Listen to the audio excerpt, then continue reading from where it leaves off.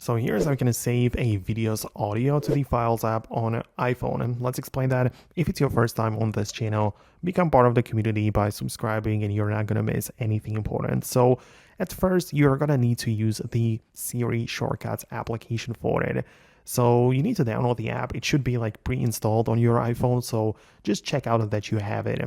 The second thing you need to do is to go to the description of this video below and click on the link which will get you to this Siri shortcut. So it's like a scripted shortcut which is performing the action which I wanted it to do. And in our case, it's going to separate the audio from your video, right? So you need to make sure that you get access to it.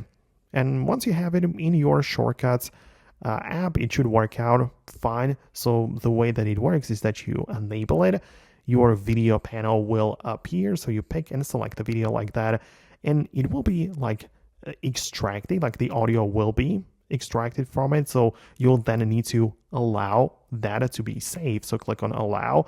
And when you go to your Files app now, you'll be able to see that the latest thing, like the latest file in my Files app is the MP3 file format, but with the audio containing, which was contained in the video before, right? So it literally extracted the audio and saved it into our Files app. So that is exactly what we wanted to do. So if it works out for you, let me know about that. Hit the thumbs up, I'll get the message, and subscribe so you don't miss more tips and videos like this one.